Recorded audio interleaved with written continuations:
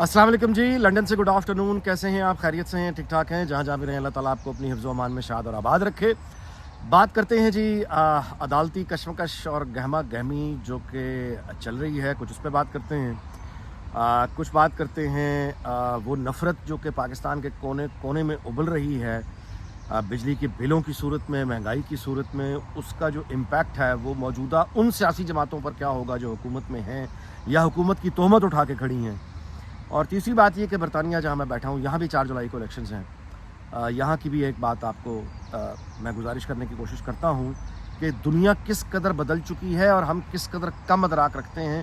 Sir कीर Starmer, जो कि सबको पता है कि बरतानिया का आने वाला वज़ीर आज़म वो होगा, लेबर पार्टी का लीडर, उसने भी एक हालिया इंटरव्यू में कहा है बरतानिया के बारे में कि यहाँ जो 2 पार्टी सिस्टम है, यानी लेबर और कंजर्वेटिव, यानी दहाइयों पुराना, 100 साल से ज़्यादा पुराना, वो आने वाला बरतानिया का वज़ीर आज़म ये बता रहा है कि दुनिया इतनी बदल गई है कि बरतानिया में अब वो 2 पार्टियों की जो कबायली, उसने लफ्ज़ इस्तेमाल किया ट्राइबल। उसने कहा कि जो 2 सियासी जमातों की जो ट्राइबल, वो जो एफिलिएशंस थी लोगों की, वो वक्त गुजर गया है। अब ये सिस्टम हमें इसको बचाना है तो बहुत कुछ करना पड़ेगा। मैं करते हैं बात उस पर, लेकिन सबसे पहले देखिए, जहाँ तक अदालत में ज़ेर समात मुकदमात का ताल्लुक़ है, मैं ना तो वकील हूँ, ना ही मैंने कभी कोर्ट रिपोर्टिंग की है, लिहाजा आप नोट करते होंगे कि मैं बहुत कम बोलता हूँ उन मुकदमात पे, ख़ास तौर पे टेक्निकलिटीज़ के, क्योंकि फ़ायदा कोई नहीं है कि आप हवा में ख्याली घोड़े चलाते रहें और फसाद में तेल फेंकने का काम करें। ये काम मैं नहीं करता। लेकिन एक आम आदमी की हैसियत से इतना ज़रूर जानता हूँ कि अदालत में एक शदीद कशमकश है, खिंचाव है, और लाइव जो उसकी आती हैं, ज़ाहिरा फीड आती है, वो अब काबिल एहतराम जजेस के जो आर्गूमेंट्स हैं वो बच्चा सुन रहा है। अच्छा, इसका मतलब क्या है? अच्छा, उधर जो लाहौर हाई कोर्ट है, वहाँ पे जो इलेक्शन ट्राइब्यूनल बना है, वहाँ पे जो मरीम नवाज़ के और अलीम ख़ान के ख़िलाफ़ जो हारे हुए उम्मीदवारों ने दरख्वास्त दायर की थी कि इनकी दोबारा से काउंटिंग कराई जाए, वो समाअत हुई है आज, और जुलाई के आखिरी हफ्ते तक मौखर हो गई है। तो इसका मतलब ये है कि अब आप ज़रा देखते हैं कि जो काबिल एहतराम जो जजेस हैं, इनके जो मामलात हैं, खींचा तानी जिस तरह की है, वो बच्चा ज़ाहिर है उस पर बात कर रहा है। इसका मतलब ये है कि लड़ाई जो है वो जहाँ जहाँ भी जारी है, वो ख़त्म नहीं हो रही, रुक नहीं रही, कोई भी एक फरीक दूसरे पर हावी नहीं आ रहा, ये कशमकश जारी है। नजम सेठी जैसा आदमी भी जो है, बाखबर आदमी, सहाफ़ी, ज़ाहिर है काबिल एहतराम शख्सियत है, वो बंदा चल्ला उठा कि ये हालात अब एमरजेंसी और मार्शल लॉ की तरफ जा रहे हैं, और अगर एमरजेंसी लग गई और मार्शल लॉ हो गया तो मसले का हल वो भी नहीं है। बिल्कुल ठीक बात है। एक आदमी जिसका नाम इफ्तिखार चौधरी था, जिस दिन उसको निकाला गया, वो एक जज था, चीफ जस्टिस था, जिसको निकाला गया इफ्तिखार चौधरी को। लेकिन जब वो घर से बाहर निकल के सड़क पे खड़ा हो गया, फिर वो जज नहीं रहा, फिर वो कुछ और चीज़ बन गया, लार्जर देन लाइफ चीज़ बन गया, और उसको संभालना, रोकना सबके लिए नामुमकिन हुआ। आखिरकार उसको वापस लाना पड़ा उस तमाम वकला तहरीक के बाद, जो फिर तारीख़ का हिस्सा है। आज अगर आप ये 3, 4, 6, 5 लोगों को सुप्रीम कोर्ट जैसी अदालत से किसी, यानी कुछ एमरजेंसी वगैरह करके इस तरह का अगर आप फारिग कर देते हैं, तो ये वो एक इफ्तिखार चौधरी था, ये 3, 4 या 5 लोग होंगे जिनको अगर निकाला गया या घर बिठाया गया तो ये बतौर जज इनको फारिग किया जाएगा या कोई कदगल लगाई जाएगी, लेकिन उसके बाद ये जज नहीं रहेंगे, ये घरों पे नहीं बैठेंगे, ये एक बड़ी सियासी और समाजी तहरीक का हिस्सा बन जाएंगे जिसने पहले नाक में दम किया हुआ है। कहां से फिर स्टेबिलिटी आएगी?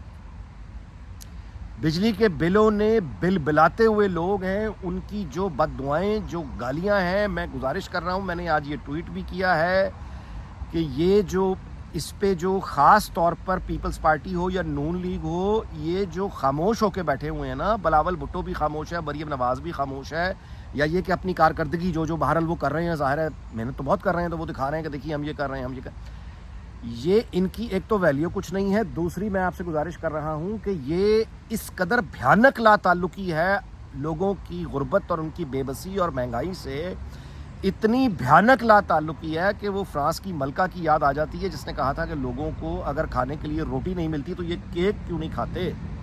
वो लाताल्लुकी थी जो तारीख़ का हिस्सा बन गई है। उसके बाद उस मलका का अंजाम क्या हुआ था? मैं दयानतदारी से अर्ज़ कर रहा हूँ कि ये جو دو پارٹیاں پاکستان پیپلز پارٹی نون لیگ, ان کو سمجھ نہیں آ رہا, وقت بہت تیزی سے ان کے ہاتھوں سے نکل چکا ہے, اور خاص طور پہ جو نون لیگ ہے, میں ان کی سلامتی کے لیے اب مجھے فکر لاحق ہو گئی ہے, اگلا انتخابات جیتنا یا ہارنا یہ پیچھے رہ گئی ہے بات. عوامی نفرت اور غصہ وہاں پہنچ چکا ہے کہ اب اگلا الیکشن جیتنا ہارنا یہ غیر متعلقہ بات ہے, وہ تو ہارنا ہی ہارنا ہے. اب معاملہ یہ ہے کہ آئندہ کے انتخابات وہ جب بھی ہوں گے, آپ سے کوئی ٹکٹ بھی مانگے گا یا نہیں, اور جو ٹکٹ مانگے گا وہ سلامت بھی رہے گا یا نہیں. یعنی ان جماعتوں کا, پیپلز پارٹی یا نون لیگ کا جو پارٹی ٹکٹ لے کے کوئی اپنا بندہ حلقے میں جائے گا تو اس کے بعد وہ صحیح سلامت خیریت سے وہ واپس بھی اپنے گھر آئے گا یا نہیں. بات یہاں تک پہنچ چکی ہے. کوئی سیاسی جماعت عوام کی اس قدر بھیانک نفرت کے ساتھ اس کا وجود قائم نہیں رہ سکتا. اب یہ سب جانتے ہیں کہ نواز شریف کے ساتھ دھوکا ہوا اس شخص کے ساتھ, اس کو باہر رکھنے کے لیے یہ سب گیم. اب وہ گیم تو ہو گئی کامیاب, نواز شریف تو ٹھیک ہے باہر بیٹھا ہے, اس کا نتیجہ پھر کیا نکلا ہے؟ خاموشی علاج نہیں ہے. میں آپ سے گزارش کروں کہ آج بھی, جو کہ کبھی ہوگا نہیں, میں تو تاریخ کا طالب علم گزارش ہی کر سکتا ہوں, ایسا ہونا کبھی نہیں ہے کیونکہ اقتدار چھوڑتا کوئی نہیں ہے, مصیبت یہ ہے. لیکن وہی سیاسی جماعت آئندہ اس کا مستقبل ہوگا جو اس وقت قوم کے ساتھ کھڑی ہوگی. اچھا, پھر ایسی حکومت لینے کا فائدہ کہ یعنی جو ایک الیکشن ٹرائیبیونل کی ایک سماعت کی مار ہے, ایک جج نہیں ہے, پوری کی پوری جوڈیشری ایک مطلب ہے وہ نظام ہے, وہاں مختلف لوگ ہیں جو اس وقت ایک پوزیشن لے کے بیٹھے ہوئے. کب تک اس طرح سے یہ حکومت چلے گی اور کب تک یہ بچتی رہے گی؟ اور اس کے پاس اختیار کوئی نہیں ہے, ان کو رونے کا اختیار نہیں ہے کہ یہ رو سکیں, یہ بتا سکیں کہ ہماری مرضی کے بغیر ہو رہا ہے. خاموش احتجاج کرنا پڑ رہا ہے کہ نواز شریف جیسا بندہ جو ہے وہ چھٹیاں اپلائی کر دیتا ہے کہ بجٹ پہ میں سائن نہیں کروں گا, مگر اس سے کیا حاصل ہوگا؟ اس سے کچھ حاصل نہیں ہوگا.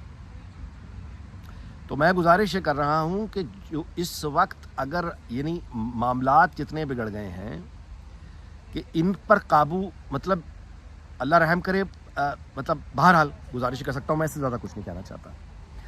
اب آتے ہیں معاملات, یہ جو میں نے آپ سے برطانیہ کی بات کی, دیکھیے یہاں بھی 2 پارٹی سسٹم, سوشل میڈیا نے سب کچھ بدل دیا ہوا ہے. ایسی حقیقتیں سامنے آ گئی ہیں جو, جیسے ڈیوڈ کیمرون جیسا بندہ سوچ ہی نہیں سکتا تھا, بریگزٹ پہ ریفرنڈم کرا دیا, اڑ گیا. اچھا, اب معاملہ یہ ہے کہ وہ یعنی ایک جو یہاں پہ جو پارٹی, میں نے آپ سے گزارش کی تھی کہ یہاں کا جو آنے والا وزیر اعظم ہے وہ بھی گواہی دے رہا ہے کہ 2 پارٹی سسٹم کی قبائلی جو صدیوں سے چلی آ رہی ہے روایات اب وہ ٹوٹ رہی ہیں, لوگوں کو کچھ اور چاہیے. اچھا, وہ نائجل فراج جس کا میں بار بار وہ ایک مسخرے کی حیثیت رکھتا تھا, میں کئی دفعہ اس کا ذکر بھی کر چکا ہوں, اس جیسا بندہ اس وقت ایک مقبول سیاستدان بن چکا ہے, اور وہ ایک تیسری پارٹی ریفارم کے نام سے ہے, وہ اس کو لیڈ کر رہا ہے, اور اس کو پرائم ٹائم میں میڈیا جگہ دے رہا ہے, اس لیے کہ وہ عام اور سادہ الفاظ میں بات کرتا ہے, لوگ سمجھتے ہیں کہ ہماری بات کر رہا ہے. اچھا, یہ جو ریفارم پارٹی ہے بنیادی طور پہ یہ اینٹی ایمیگرنٹس, یہ میں آپ کو اس لیے گزارش کر رہا ہوں کہ چیزیں ویسی نہیں ہوتی ہیں, جیسی سادہ نہیں ہوتی ہیں چیزیں, یعنی آپ کو دیکھنے میں جیسی لگ رہی ہوتی ہیں ویسی نہیں ہوتی ہیں. مثال کے طور پہ ریفارم پارٹی جو ہے اس کا اینٹی ایمیگرنٹس لے کر وہ اٹھی ہے ایجنڈا. اینٹی ایمیگرنٹس کا مطلب یہ ہے کہ جو باہر سے لوگ اس ملک میں آتے ہیں, کام کرتے ہیں یا بوٹس پہ آتے ہیں, اسائلم سیاسی پناہ لیتے ہیں, ان کے خلاف اس کا نیوکلیس جو ریفارم کا ہے وہ بنیادی طور پہ اینٹی ایمیگرنٹس ایجنڈا ہے. تو اب آپ کے ذہن میں یہی آئے گا کہ ریفارم جو ہے ظاہر ہے کہ انتہا پسند انگریز ہوں گے جو ہر کسی کو نکالنا چاہ رہے ہوں گے, یہی آپ کے ذہن میں آئے گا نا. ریفارم پارٹی کا سب سے بڑا مالی طور پہ جو ڈونر ہے وہ ایک پاکستانی مسلمان ہے. ان کے جو امیدوار کھڑے ہوئے ہیں حلقوں میں وہ پاکستانی اوریجن کے بھی ہیں, بھارتی اوریجن کے بھی ہیں, سری لنکن اوریجن کے بھی ہیں, اور وہ کھڑے ہو کے سب سے زیادہ امیگرنٹ سے خلاف بات کر رہے ہیں, کیونکہ وہ یہ کہتے ہیں کہ ہم قانونی طور پر آئے تھے, یا ہمارے ماں باپ قانونی طور پہ آئے تھے, اور وہ باتیں جو انگریز کر بھی یعنی قانون کی حکمرانی کی وجہ سے وہ انگریز جو باتیں کر بھی نہیں سکتے کیونکہ فوراً پکڑے جائیں گے, قانون پکڑ لے گا ان کو, نسلی تعصب پر بات نہیں کر سکتے, تو وہ ساری باتیں جو انگریز نہیں کر سکتے وہ یہ لوگ کر رہے ہیں, کیونکہ یہ خود امیگرنٹس کی اولاد ہیں یا امیگرنٹس ہیں, لہٰذا ان کے اوپر وہ سختی قانون کی نہیں آتی کہ یہ اپنے ہی لوگوں کو, اپنے ہی ٹرائب کے لوگوں کو جب روکنے کی بات کرتے ہیں تو آپ ان پہ نسل پرستی کا الزام نہیں لگا سکتے. تو چیزیں جیسے میں نے آپ کو ریفارم پارٹی کی مثال دے کے بتایا کہ ہے اینٹی امیگرنٹس ایجنڈا, لیکن اندر کام کرنے والے خود امیگرنٹس ہیں. آپ میری بات سمجھ رہے ہیں, اور لوگ ان کی طرف بہت مائل ہوتے چلے جا رہے ہیں. تو جس سوشل میڈیا نے برطانیہ جیسے نظام جمہوریت میں، جہاں پہ آپ جب لیبر پارٹی میں یا کنزرویٹو پارٹی میں یا کسی پارٹی میں آپ شامل ہوتے ہیں، تو آپ کو یہ بھی بتاتا چلوں کہ اس سے پہلے کہ آپ پارلیمان کا کسی حلقے کا ٹکٹ اپلائی کریں اس پارٹی میں، وہ پارٹی آپ کو 7 سے 8 مہینے کے کورسز کرواتی ہے. وہ کورسز آپ پاس کرتے ہیں تو پھر آپ اس قابل ہوتے ہیں، ایلیجیبل ہوتے ہیں کہ آپ ٹکٹ کے لیے اپلائی کر سکیں. 7 سے 8 مہینے میں وہ بتاتے ہیں پارلیمنٹ کیا ہوتی ہے، لیجسلیشن کیا ہوتی ہے. مطلب وہ اس قابل بھی ہے بندہ جس کو ہم پارلیمنٹ میں بھیج رہے ہیں کہ نہیں، کہ اس کو معلوم بھی ہے ABC کرنا کیا جا کے پارلیمنٹ میں. وہ کورسز پہلے کروا کے بندے کو تیار کرتے ہیں، بعد میں ٹکٹ دیتے ہیں. تو یہاں جیسے یہاں کوئی موروثی خاندانی پارٹی نہیں چلتی ہے، یہاں پہ فریش الیکشن ہوتے ہیں، پارٹی کے اندر الیکشن ہوتے ہیں، ان کے سربراہ. اس کے باوجود یہاں 2 پارٹیوں کے خلاف ایک نفرت آ چکی ہے، اور تیسری جو ہے وہ انتہا پسند، جیسے میں نے آپ کو بتایا، ریفارم ابھر رہی ہے. جب برطانیہ جیسے ملکوں میں یہ ہو رہا ہے، امریکہ جیسے ملک میں ڈونلڈ ٹرمپ آ گیا، تو پاکستان میں اس کا کیا؟ اچھا، اس کے اوپر سے یہ کہ ایک ریڈی والا ہے 70,000 کا بل آ گیا ہے. اب یہ جب اگلے مہینے کے مزید بل آئیں گے جولائی کی قیمتوں کے ساتھ، تو پھر وہ ایک اور احتجاج کا سلسلہ شروع ہوگا. کس کس کو روکیں گے، کہاں روکیں گے؟ 100 میل کی رفتار سے آندھی چل رہی ہو، اس کی قدرتی عمر کم ہوتی ہے، 5 منٹ سے زیادہ نہیں ہوتی. راستے کھول دینے چاہیے، چل کے ختم ہو جائے گی. روکنے کی کوشش تباہی لا سکتی ہے. دیکھیے آج پچھلے 2 سالوں میں پاکستان میں جو کچھ ہوا ہے، کوئی سوچ سکتا تھا کہ یہ ہوگا؟ فوج پہ تنقید پہلے بھی ہوتی تھی، لیکن جو گالم گلوچ بدتمیزی اب ہوئی ہے، کوئی سوچ سکتا تھا؟ آپریشن کے اعلان پہلے بھی ہوئے پختونخوا وزیرستان میں، اعلان ہوتے تھے، آپریشن شروع ہو جاتا تھا. کوئی سوچ سکتا تھا کہ اس دفعہ آپریشن حزب استحکام کا کیا رد عمل آئے گا؟ جو آیا اس کے بعد الٹا، یعنی وفاقی جمہور کو وضاحتیں دینی پڑ گئی کہ ہمارا یہ مطلب نہیں تھا، ہمارا وہ مطلب نہیں تھا. یہ جس طرح کے مناظر دیکھنے میں آج کل آ رہے ہیں، یہ پہلے اس طرح کے کبھی، اس کا مطلب ہے کہ آگے بھی وہ ہو سکتا ہے جو اس وقت ناقابل یقین لگتا ہے. میں اس خبر پہ اپنے ویلاگ کا اختتام کر رہا ہوں. فرائیڈے ٹائمز نے کے اکاؤنٹ سے جاری ہوئی ہے کہ اس مہنگائی کے عالم میں GOR1 سرکاری جو افسروں کی رہائش گاہ ہے، وہاں کا میس، اس میس کی رینوویشن پر، تزئین و آرائش پر 1 ارب 11 کروڑ روپے کا خرچہ آ رہا ہے. 1 ارب 11 کروڑ روپے کا بیوروکریسی کا میس GOR1 میں رینوویٹ ہو رہا ہے، صرف جب لوگ باہر بھوکے مر رہے ہیں.